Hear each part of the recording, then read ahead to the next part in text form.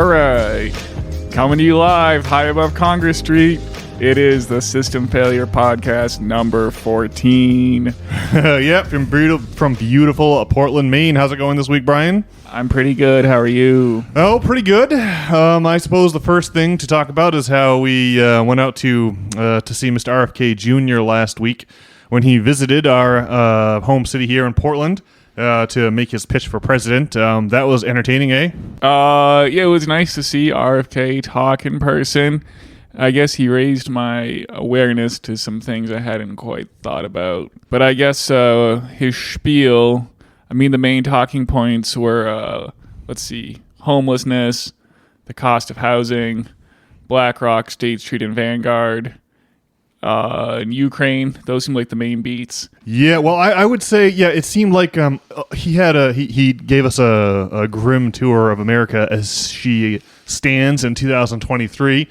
And the main thread that connected all of those topics together, homelessness, whatnot, is the unfortunate fact that virtually every major company in America, if you look up their public, the majority investors, the institutional investor that own big companies like Apple or Google or Disney, is public information from their SEC filings. And so you can go online and look up who owns these companies, who are the top shareholders in these companies. And in every single one, to name the international conglomerate is to discover that the majority shareholders are primarily comprised of firms called BlackRock, Vanguard, and State Street Bank. And then if you were to go and do the same exercise with BlackRock, Vanguard, and State Street Bank themselves, why then you would discover that they all own each other, that they're all each other's majority shareholders. So there really is... if you've ever seen that graphic that shows where who owns the major brands in the grocery store, and they all turn out to be owned by 6 major brands, no matter what it is you're buying up in the supermarket, it all comes from one of 6 corporate conglomerates. And then, of course, those 6 conglomerates would be owned by the 3 firms just mentioned, Vanguard, BlackRock, State Street Bank. And so a very tiny number of people control the profits and the direction and have their hands on the ship's wheel of every major corporate, every recognizable corporate logo in the modern world. And these people, of course, are the sorts that meet out at Davos and run the World Economic Forum.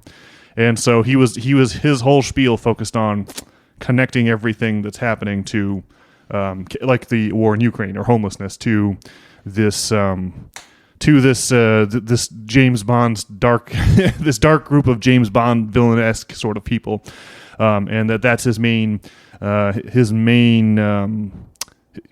pitch, I suppose, for the presidency. Would you say that's more or less accurate? I would. Yeah, it's too bad our podcast isn't more popular, because maybe we get RFK on here to speak some gloom and doom. But maybe, closer to the election, I'm sure he's going to be back in Maine. And so, maybe we'll have hit it off by then. And we can get RFK into my little apartment here. Yeah, in a security crew. And maybe so. I'm sure of it. That was interesting, and it's something that no other major presidential candidate talks about because, of course, the DNC and the RNC are owned by the very same, and so they will do anything to avoid talking about the extent to which corporate interests influence our politics. Well, I don't think I've ever heard Biden or Donald Trump really talk about homelessness or the cost of housing in any serious way. Also, just on Ukraine, the one thing that RFK was saying that I just hadn't really thought about before, but, the terms of these loans, to the Ukraine is that they have to put up their properties, so like their farmland and their airports and whatnot, to international buyers like BlackRock, State Street, and Vanguard. And, so basically what's happened is, the establishment to talk about BlackRock, State Street, and Vanguard, you're just talking about the overall, industrial complex of America, which is, branched out from just being it's not just the military anymore. It's, it's like medical and, I don't know, it's everything, but medical and military are probably the 2 biggest wings of it. But anyway, they got everyone mad at the Donald and felt like that by supporting this war in the Ukraine, they were getting one over on the Donald by striking at his buddy Putin. Right, because he's a dangerous and sinister agent of Moscow. Yeah, and now, a few years in, we're talking about in the last pod, but the average age of a military soldier in the Ukraine is 43, and you've got Zelensky, desperately shaking the can, trying to drum up some political support. And now everyone's like forgotten about Ukraine. Thanks to Israel. And man, that is just a complete disaster. That is just a humanitarian crisis. Or what a failure. Everyone really got played. We all let ourselves really get played by the industrial complex there. That is wild. I think we ought to, you hate to give the Donald too much credit. The man is clearly a shyster of the first order. But, during the 2016 election, do you remember him talking about, during the debates, he would be like, oh, yeah, I cut a check to Hillary Clinton and she showed up at my wedding. He would, at least talk about the fact that the politicians are completely for sale and totally corrupt. And he would at least acknowledge that evident elephant in the room. And I think that probably explains a lot about why 2016 went the way that it did, eh? Well, it's your job as a politician to piss on you and say it's raining, right? Mm-hmm. That is the name of the game. Well, that is what it's evolved into. Yeah, not ideally what would be. Yeah. Yeah. Well, what else are you? Certainly in this stage in America, and so I don't know. I was thinking about it, and you're always feeling that collapse is nigh, and I guess. Sometimes I feel like collapse is nigh, and then sometimes I feel like things are going to carry on forever. But, I was thinking about it. And, they really had to, ram this COVID thing down our throats to prop up the regime for another 4 years, right? Yeah. I don't know. Maybe if there had been, a not mail-in ballot election, Joe Biden could have won. But, it seems like they ran the COVID down our throats. They got everyone having papers, and it's like an installation of a Nazi regime trying to force you to get vaccinations that the vast majority of us seems like the vast majority of people aren't going to die to COVID. Although, 1 million people did die to COVID, which is a lot. But, I don't know, for most of us, you're going to live, right? And yeah, anyway, COVID's still around in 2023. They're announcing new variants, but just no one cares anymore. And that makes me feel like you that there may be nothing but air behind the red matador's cape that was so important for us to focus on for that 2-year interlude. But I'm like, well, 1 million people died of COVID. Well, were they really old and obese? Did they have pre-existing conditions? Did they die of COVID? Did they die with COVID? I feel like it's really hard to get a good read on just how serious the whole thing actually was. Well, it's hard not to feel like that they need to ram something like that down our throats to keep control of the system, right? Otherwise the people are going to elect the Donald because the establishment's not going to let us have Bernie, right? And so, I don't we have got this election coming up, and in another year, basically. But RFK was optimistic about his chances because in a 3-person race, he only needs 38% of the vote, and everyone hates the Donald and Biden, or a lot of people hate one or the other. And you have this third-party candidate. It doesn't seem that crazy that he could have a good run. But on the other hand, you just know that the establishment's not going to go down without another reason to lock us in our homes and have mail-in ballots. And I guess, I guess the future can go one of two ways, right? Either the powers that be can relinquish their control and let us, democratically vote in Bernie or someone similar, or there's going to be, a shocking pandemic where we all have to, have papers and be locked inside our houses and narc on our neighbors and whatnot. Think they can pull off the pandemic? I feel like they're going to conjure up something else. Can they pull off another pandemic? It really turned out to be. I feel like there'd be a lot more resistance this time around. I don't know. Maybe that's just wishful thinking on my part. Well, you'd think there would have been more resistance last time. But as I mentioned before, a medical thing is important because on a terrorist attack, you need to have you can have medical authority. You get just if you have this medical degree, you have the authority. And so something like that, where you just have to listen to the authority and you're not allowed to think for yourself, is what they need. And so I'm sure they're hard at work figuring out what they want to do here. But now, unless the establishment just lets us vote in, like a socialist like Bernie, in which case, I'll say nice things about, Hillary and Bill Gates and all these people. Well, there really is a tension between the sinister forces of concentrated wealth and finance and compound interest and democracy on the other hand, and hasn't that ever been the case? One thing that I think we'd ought to point out at this juncture goes back one or two points you made earlier. It used to be like the early days of the British Empire, you just send gunships into Hong Kong harbor and take things by force, right? But by the end of the British Empire, it's more like you have the Dutch East India Company, and you award them a monopoly on the sale of textiles in the Raj, in the Indian subcontinent, in that section of the British Empire. And then you buy cotton on the cheap from the American South, and then you turn that cotton into textiles in the textile mills in Manchester, England, and so it's more like financial colonialism versus just out and out force, right? Well, these are the laws; they say you owe us money. I think that, in other words, the sort of colonialism we engage in today is that you use the IMF and the World Bank. And according to economist Michael Hudson, the World Bank is headquartered inside the Pentagon. That's really interesting.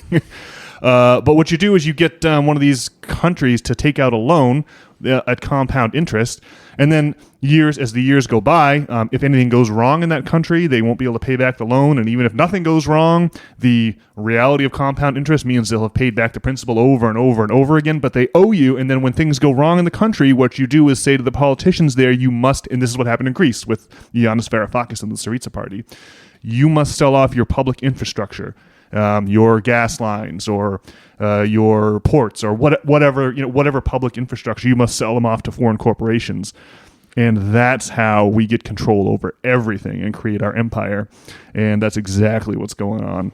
Yeah, well, it's a great chance for a crazy cash grab in Ukraine. And Bill Gates was, famously buying up farmland during the pandemic. And you can see why having farmland is important for control, because it generates the food. And it's a shocking situation. This was RFK's specific point about the farmland in the Ukraine. All the money, when we say billions of dollars for Ukrainians, what we're really doing is giving the Ukrainians billions of dollars. They give it back to our weapons manufacturers like Lockheed and Northrop Grumman and Boeing. And then they owe us money now. And in order to pay back the loan, they're going to have to auction off the richest farm soil on the face of the earth there in the Ukraine, and give control of it to foreign corporate entities. And that's the sort of thing. Like, that's why there was a communist revolution in Cuba. It was like American companies owned the oil and the sugar plantations down there in Cuba, and incidentally, the mob ran the casinos in Havana. And so when Fulgencio Batista is ousted from power by Castro, they nationalized those things. And that really is the story of South America in the 20th century and Central America, nationalizing things that had been taken by American corporations was something that would get the CIA hit squad out to gun down anyone who had funny ideas about the natural resources of these countries actually benefiting the citizens who live in those countries. And so, it's a grisly reality, and one that's completely unsustainable. To your last point about collapse possibly being around the corner, you can only stack hordes of wealth so high before the whole thing comes crashing down. That's what we should have learned from the fall of Rome, and didn't. And here we are yet again with a ridiculous wealth disparity opening up that's that is really a ticking time bomb. And there is a countdown clock to this whole thing. It's just a question of how much time is still left on the countdown clock. Yeah, I can't see what contrived thing they have to come up with next to keep people, voting for the establishment. Yeah.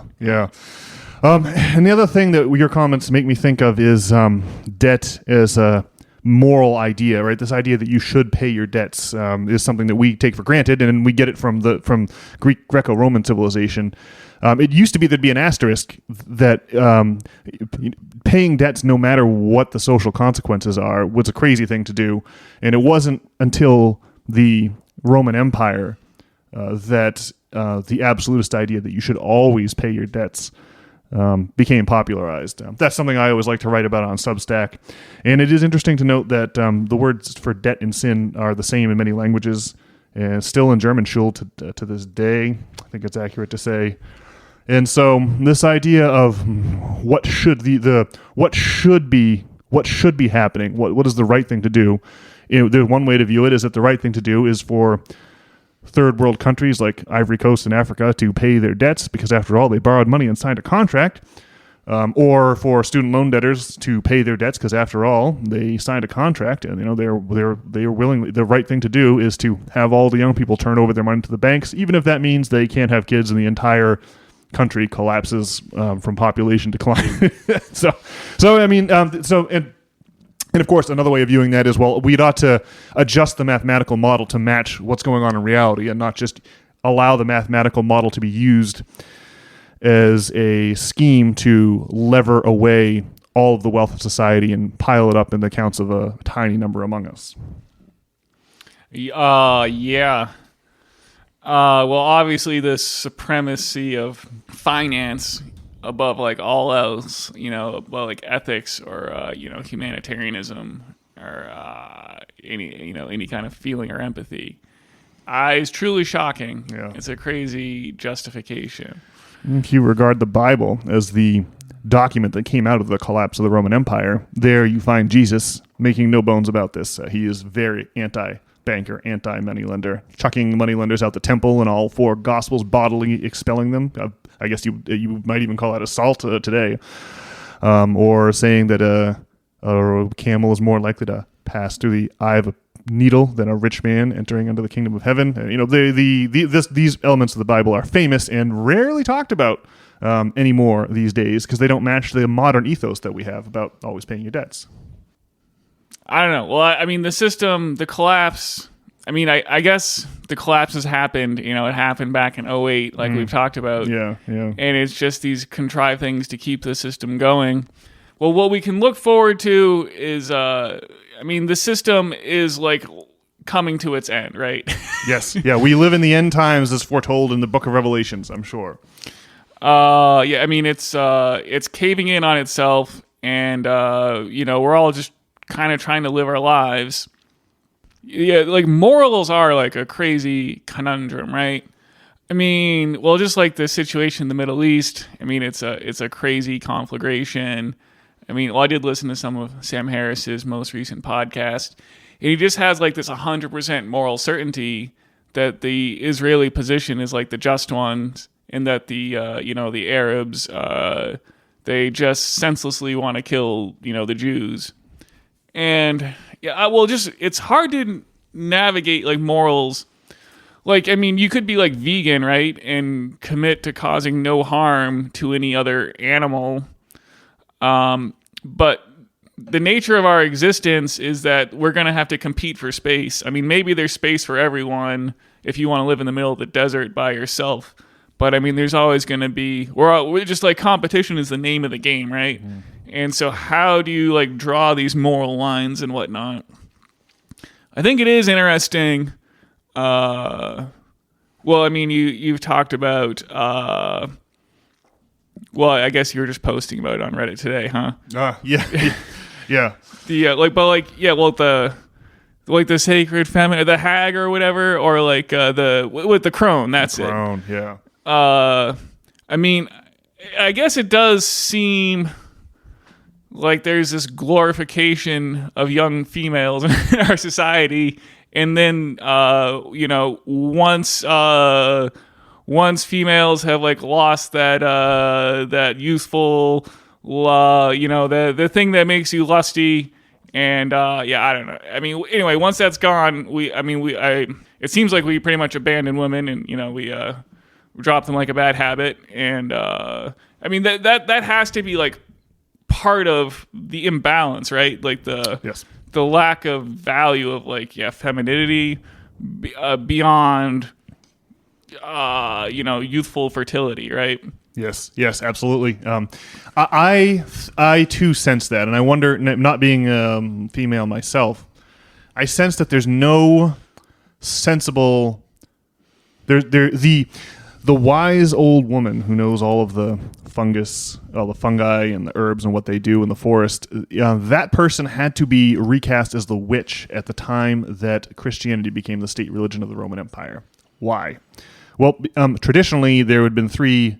In the way that there's a male trinity, there had been a female trinity celebrated at Eleusis, that famous religious site just outside of Athens, which was the beating heart of pre-Christian pagan religion. And there, the story goes that this young girl Persephone, she's plucking flowers one day. A crack opens up in the earth. Out of that crack in the earth comes the dark god of the underworld, Hades, or Pluto, as the Romans called him. Proserpine, I think, was the Roman name for Persephone. Anyway, she gets dragged to hell. There, she gets raped, becomes queen of the underworld, and while that's happening, her mom is looking for her, Demeter, the mother. Who's the second of the three feminine archetypes. Demeter's the grain goddess. She's the one that makes the crops grow. She's as I mentioned, the cereal grains are her symbol. And she's looking for her daughter, can't find her.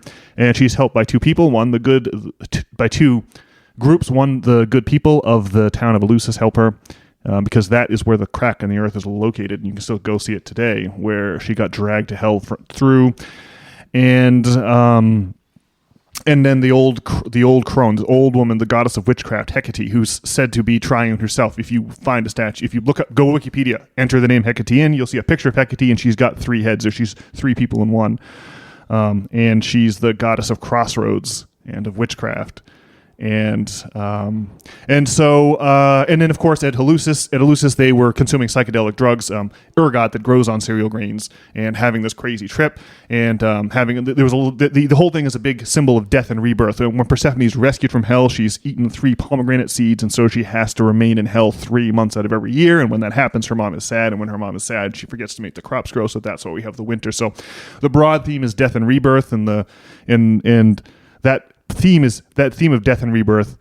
Of course, it's conceptualized as feminine because women are the ones that give birth, and so you have the invocation of the triple aspect of the feminine person: the virgin, the mother, and the crone. And when the church came around, and when the church became the state religion of the Roman Empire, they didn't want people finding God by plucking mushrooms in the forest and eating them. They wanted people finding God by paying the church, going to church, by consolidating power under the flagging power of the Roman emperors was buttressed by this idea that they were going to take over this religion. And so they had to turn the crone into the eater of children and the consort of Satan himself. And so your point is this: now there's not like a sensible third phase to the feminine life cycle. And so we definitely value hot young women. We definitely value mothers. It's how often do we, when moms complain, we society perk up and listen. But old women are kind of demonized or discarded. So I wonder if we had at some point we'll have to have an actual woman, maybe like Tracy, my fiance, can come on this podcast and tell us if she agrees with that. Because it's just from the outside looking in, it's just what I would imagine. Yeah, that's interesting. How did we get on the topic of the crone? I can't remember now. Well, we were just talking about how how we've lost our sort of moral compass, or there's these inherent moral challenges, and part of the problem is that losing the value of the crone seems like a piece of the puzzle. Although it's interesting because obviously we've talked about Persephone and Demeter on this podcast before, and we've talked a little bit about this business about the crone. But Hecate, it's like a 3-headed person. What does that mean? Is it an embodiment of all 3 stages in one or something? Okay, well, now you really asked the important question. Now people in the aftermath of Rome, Christianity becoming the state religion of Rome, there was a huge argument about whether Jesus was always a member of this Trinity, or like in other words, the hashing out of the Trinity and the Arian heresy was this huge thing where like people got killed over and like were fighting over like what is the Trinity exactly, and the idea is that you see, it's the Holy Grail that's come to symbolize this underground secret, and that is that your individuality is a complete illusion, right? Either you have allegiance to yourself, or you have allegiance to the broad trajectory of humankind, right? When the Christian church raised those great cathedrals in Europe in the Middle Ages, right, the whole point of those cathedrals is that they're sculptures in time. The people who laid the foundation stones and drew up the plans understood that they would be moldering in their graves by the time the project was completed, right? There's that old saying that society is healthiest when old men plant trees they know they will never sit under, right? The question is, do you pursue a egoic, self-centered strategy, or do you pursue a strategy to advance the career of humankind as a whole? And that really goes to whether you are an individual or whether you are a specific instance of a pattern only, or whether you are the broader pattern itself. Now, in the essay I posted on Substack this week, I used the example of Beethoven's Ninth Symphony as a way to understand this dichotomy. If you type in Beethoven's Ninth Symphony into Spotify, your Spotify app, you're going to get hundreds, maybe thousands of different performances, right? But there's only one Beethoven's Ninth Symphony, right? And you may be sitting in the concert hall listening to a specific performance of the symphony. And if you came to believe, you might fear the end of the performance unless you realize that what you're listening to is just an iteration of a pattern. And you either identify as the individual iteration, in which case you can look forward to your death, or you identify as the pattern, right? So because Beethoven's Ninth Symphony is immortal, right? No matter how many times it's performed, the Ninth Symphony is still there. Does that make any sense? Well, yeah, but so how does that relate to Hecate? It relates to the idea of a triune goddess, three gods in one, and that is a theme that is so broad you can find it. You can find it in Macbeth with the three witches at the beginning. The ones toil and trouble. I can't remember their double toil and trouble. Yes, good. I'm glad someone remembers their Shakespeare. You can see it in Botticelli's Primavera, which has the picture of the three graces included in it. It was one of these paintings that boldly contained pagan themes in a time when the Vatican still ran everything in the High Renaissance. It's what the Holy Grail really represents, right? Do you remember the Da Vinci Code? Remember the Da Vinci Code? Well, yeah. And can you articulate to me what the central idea behind the Da Vinci Code was? That the Holy Grail was like the bloodline of Jesus or something. Yeah, so the Grail legend in the literal sense is that it's the cup wielded by Joseph, a guy named Joseph of Arimathea, who caught the blood of Christ at the time of the crucifixion. And as the story goes, Joseph of Arimathea brought that cup eventually to England, to Glastonbury, where they built an abbey, and Glastonbury Abbey is supposedly also the final resting place of King Arthur, the famed seeker of the Holy Grail.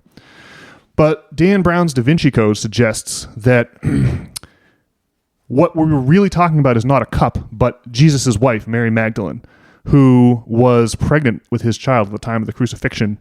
And because the church fathers didn't want the offspring of Jesus showing up and challenging them for control of the newfangled Christian church, they had to erase Mary's gospel, which was rediscovered in 1898, from the canon. So you don't have Mary's gospel in the canon. It goes, by the way, the same way as the gospel, like Doubting Thomas. I mean, there's dozens of gospels, only 4 make it into the canon, and Mary's is not going to be one of them because they want to make Jesus out to be a god, first of all, so he's not having sex. But also they don't want, as I mentioned, descendants of Jesus showing up and being like, all right, well, we like, look at what happened with Islam, right? There's this whole the schism between Shia and Sunni is all about, do we follow Abu Bakr, this administrator, or do we follow the family of the Prophet? And now it couldn't be decided, and you still have 2 branches of Islam to this day. And so the church had to recast Mary as a whore, and that's why Mary Magdalene is. It actually does not call her a whore in the Bible. It's like it's a little unclear, but that's the understanding we're supposed to get, that this woman is actually a prostitute and not the honored wife of Jesus. I can't remember who it is. One of the disciples has a line in the Bible saying, we're talking about how Jesus loved Mary more than all of them. It's like, well, it's not that. Dan Brown has a whole list, all these lists of sort of evidence that he compiled as part of his, exciting, bang bang thriller, shoot 'em up thriller. But the point is that the cup is not. It's not a literal cup that holds the bloodline of Jesus. It's the physical person of Mary, which in the book turns out to be buried at Rosslyn Chapel in Scotland, which is on the exact same north-south meridian as Glastonbury Abbey. So it's quite a yarn to unwind. The other tie-in here has to do with drugs, because of course, what were they drinking the sacred kykeon at Eleusis out of, where they first where they were celebrating the triune feminine, the sacred feminine? They were drinking out of a sacred chalice, and the intoxication cult of Dionysus and Bacchus, which came out of Eleusis, what this is symbolized by this Cantharos cup. Like a cup is integral to the legends surrounding the pre-Christian pagan religion of Greece and Rome, and so the idea is that the supporters of Mary are driven underground during the time of the early church, and they have to use this cup as a symbol to clandestinely refer to this vessel that holds the bloodline of Jesus Christ. So you can see how the whole thing kind of comes around. There's so many different interlocking pieces in connection to the legend. And of course, the psychedelic drugs dissolve the ego, and they allow you to recognize that you are really a pattern and not any specific instance of a pattern. Of course, in another way, it allows you to see the sheet music for Beethoven's Ninth Symphony. Rather than being trapped in time and dreading the end of the performance, you realize that you don't have to fear, right? You don't have to fear the end of the performance. And that's really what the crucifixion was all about. Jesus was so sure that he was not individual, that he was a recurring pattern, that he just allowed the Roman government to destroy his body voluntarily in a horrific public display. And within a couple hundred short years, the Roman government realizes they're powerless to stop that ideology. Christians are gleefully volunteering to go into the Colosseum and get eaten by lions because they realize that martyrdom, like poison ivy, like scratching poison ivy, is just going to spread the ideology even more. And eventually the Roman emperors they can't violently repress this ideology. They have to adopt it and then take it over from the inside and make some key changes, including excommunicating the crone so that people won't ask too many questions, because it's impossible to control people if they don't identify with their ego. Well, all right. Well, so just, it seems like having Hecate be the three heads in one. It'd be like if the Holy Trinity was like the Father, the Son, and the Holy Trinity. Yeah. But it seems like there should be like a third thing, and then this three-headed Hecate would be like all three things together, right? It's a bit garbled. I think the Trinity originally comes from the Egyptian religion, where you had Isis, Horus, Osiris, Horus, and Isis. So there wasn't a trinity for each gender. There was like one trinity, and then the mother figure was one of those, and then you had the holy child Horus, and then the archetypical father Osiris. And oddly enough, to the Egyptians, the sun during different times of the day was different gods. So there's this idea that the one sun is different gods at different times. It works into the Egyptian faith. I think that, for example, the Holy Spirit. So Osiris is the sun at exactly noontime. That's why you build obelisks, right? Because the shadow of the obelisk disappears at noon. Like when the sun's directly overhead, the obelisk casts no shadow. So you build this obelisk to mark the moment that Osiris appears in your life. Horus was the sun the dawn sun just as it arose, and we still call it the horizon or the horoscope. And then there's Ra, who is kind of the god of everything, kind of like the Holy Spirit, or there's Set, who is the god of death, who is the sun at set. We still call it a sunset to this day. So yeah, it gets a little bit garbled, and it really is confusing because a lot of gods are there. There's something called syncretism, where gods morph into each other and bounce off each other like so many billiard balls and get mixed up, and so it's a complex skein of yarn to unwind, as you can tell. There's quite a bit under that hood. Well, I suppose the unintuitiveness of it is part of Well, that's what like the Romans fought for back then, right? Well, yeah. Everyone's trying to change the mythology to benefit their short-term economic wants and needs, and early Christianity certainly no exception on that front. All right. Yeah. Rewinding all the way to the Middle Eastern conflict, did Mr. Harris mention so RFK, when we went and saw him, was not going to talk about the situation in the Middle East at all, and he had a question and answer session. The question and answer session was over. They were wrapping up to do the handshake line, and then of course the world's most obnoxious person has to starts yelling questions about Gaza, and I'm glad he did, because I wanted to hear what RFK had to say on the matter. I don't know if I'd be just shouting at RFK when they're trying to get the handshake line going, but it's a bold move. Yeah, well, he's obviously like a highly disagreeable person who is willing to do this. And like I presume Dr. Harris, RFK, there's just no contact with this whole business about the land grab. Now, I mean, obviously the tactics of Hamas are reprehensible, deplorable. But I don't think we can just say that it's because that they're doing this just based on the fact that they're bad people, right? I just think we have to, and this really is where I come down on the matter. There is a land grab that has to be acknowledged here. Did Dr. Harris mention that at all, or is it just Islam is terrible and that's why these people have to be eradicated? Yeah, he mostly was saying how Islam is terrible. He did make some points about how Islam is different than Christianity, and I guess that, I guess there's more references to Muhammad, like murdering people or taking people as prisoners and stuff, which Jesus doesn't really do, and so, I always felt like Islam and Christianity were, they're both. If you read the scriptures, they've got crazy writings in both. And so I basically consider them equal, in that the differences between, the reason why you don't have Christian terrorists is just a political difference. I mean, the Christians are in power. So, he made some compelling arguments that maybe there's some differences about Islam compared to Christianity, which I guess is the case. But I don't know, I don't know. The land grab is a crazy business, and it goes back to these questions of morals.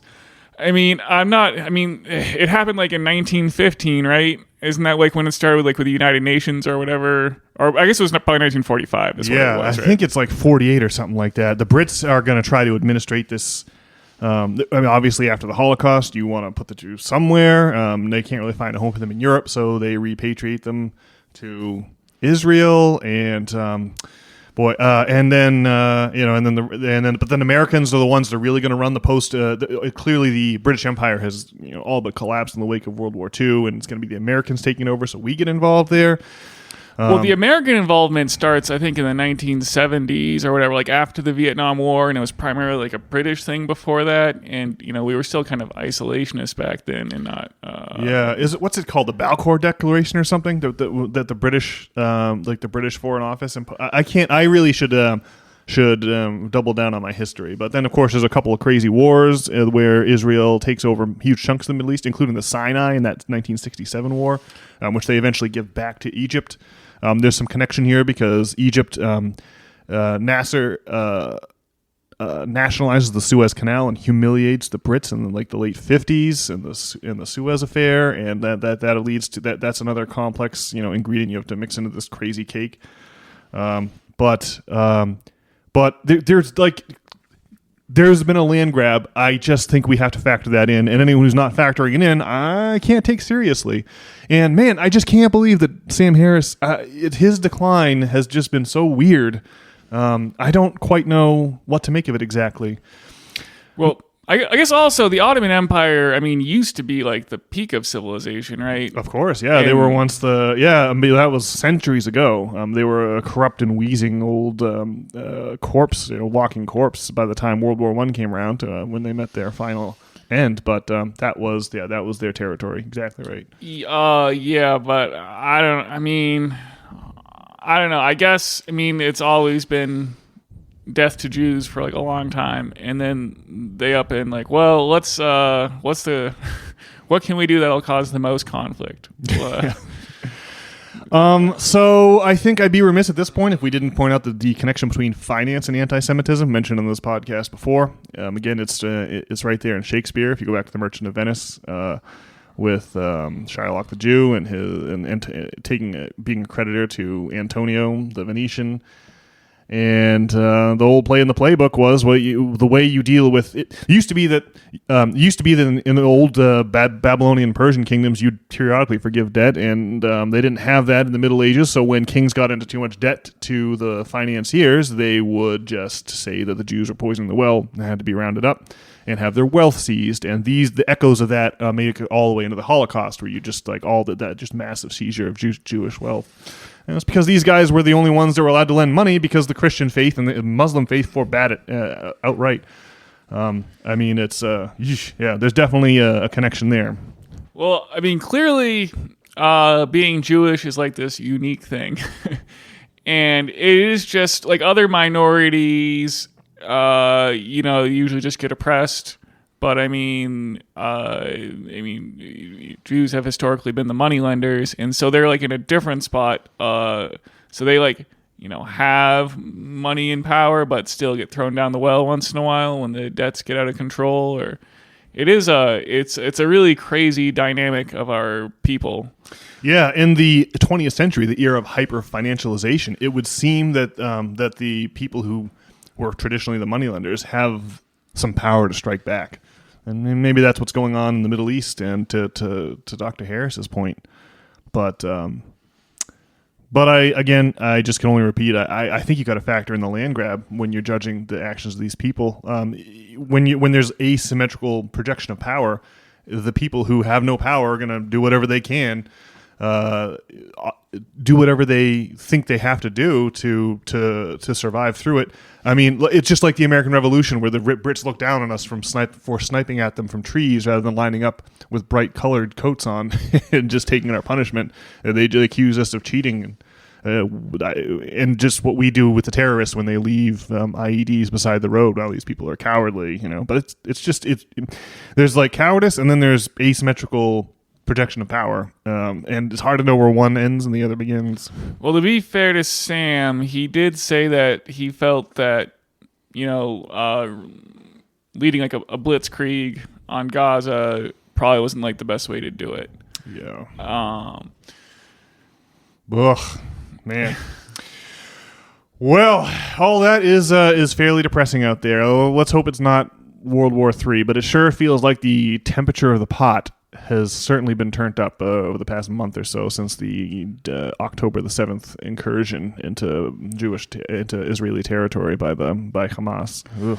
Well, it just feels like the system coming to a crash, right? Lumbering to a halt, or like just jamming up. And I just don't know like why else Hamas would try to do this strike against Israel, other than they sense the weakening, position or power of the United States, and they've got the backing of Iran and maybe Russia, and I just don't know what else is going on there. And it seems like the power structures in America are going to go away if we don't have some kind of crazy pandemic or a terrorist attack or something shocking happens to lock us down, as we were saying. So I guess that's depressing, but the upside is that it's coming to an end, right? Yeah. And, you see the price of Bitcoin going up, right? Yeah. Which is a sign of what's happening, I think. Yeah. Well, I will offer this by way of closing out of the Middle Eastern discussion of the Middle East. Do you remember that William Butler Yeats poem, Higher and Higher, the Widening Gyre, the falcon cannot hear the falconer? about things spiraling out of control. And the last line of that poem is, "What rough beast slouches towards Bethlehem to be born?" Is what it seems like. It seems chillingly prophetic or apropos to the current situation. Yeesh. So wait, is he saying that the Messiah is going to happen from the madness here? Yeah, he's saying that the situation is getting so crazy that he assumes the second coming is at hand, basically. Well, the Messiah being born, it doesn't really have to be a person, right? It just has to be like an idea. Yes, yeah. I think that a Platonistic view is the way to understand that. Yeah, and the idea just kind of has to be, we all kind of need to agree about how to move forwards. And it seems, well, I mean, obviously it goes back to the crone there. Like, that's just one way. If we can just sort of see things differently, we can get our Star Trek utopia. Yeah, it'd be nice. I've been waiting for that since Star Trek: The Next Generation in the 90s. Well, Brian, by way of lightening the mood a little bit, can I ask you how your drug use or lack thereof has been going? Well, I think I'm on week 8 or 9. I'm starting to lose track really of how long it's been since I last smoked the weed. Yeah, I'm getting in that territory myself, but I can't claim a high number like you are. Well, I hear, has it been like over a week for you? Way over a week. The last time I had any weed at all was back in October sometime. So now we're halfway through November. So I'm coming up on a month here. What? Well, that's pretty darn long then. I thought it was just like a week or two. No. Well, okay. So I did drink there was like a $2. There was like a weed soda. And I drank the thing. I didn't feel anything from it. It was an expired weed soda they had on sale for $2. And now I wished I hadn't drank it because it didn't do anything. And I can't say with perfect honesty that I haven't touched the weed in over a month. But I think ultimately I had to come down here. I really like Adam Carolla's philosophy towards weed. You've heard this? It's not a good thing, but if there's a joint going around at a party, count me in. Right? That's really, I think, where I've landed, because I cannot. T-Mac's Terrence McKenna's gold standard of hitting it up once a week. Boy, it's so great. It makes me see things from. It's like seeing the valley from the next mountain peak over. It gives you a little binocular vision. You've got two lines of sight to compare. And but my problem is I can't just do it once a week, or I don't have 100% batting average doing it once a week. It's just that next day, the sunset comes the next day, and you're like, what? I feel like Bilbo Baggins with the One Ring. It's mine. Why shouldn't I have it? And so I thought I was going to be able to do once a week. I couldn't reliably do that. So I think I have to leave it in the rearview mirror for the most part. Maybe unless there's a party and there's a J-Bone going around, which is too bad. But that's where I think where I'm at. And it's been great. I feel much better overall. Well, I think the problem with the once a week philosophy is like, what night are you going to do it? I think Sunday doesn't work because starting the week in a haze is bad. Correct. The effects last for 24. The acute effects last for 24 hours for me. I can't have it the day before work, so it has to be Friday or Saturday night. And when you're doing it on Friday, kind of begets getting ratchet all weekend. Yep. It's a problem. I guess therein lies the issue, and so. I mean, I think that like on the full moon would be a more plausible philosophy. I still worry about that day number 2 though, and how am I going to just keep it to one day? Well, then at least if you go on a little weed bender for a few days, like the next weed bender is like 28 days out instead of like next weekend. You just have a bigger gap there. I could see that. Hey, maybe. I mean, I really like this idea, because it involves me allowing myself to do it again. But I think for at least a little while, I got to put it on the shelf. Yeah, it'll make me more successful at Substack too. I think it'll make me more focused. I'll just have less distractions. I'll have less to do, and so by sheer boredom, I'll gin up better Substack stories. Well, reading books does seem good. Well, I guess the biggest thing, like here in Maine, we just had daylight savings, and so now the sun goes down at 4:30.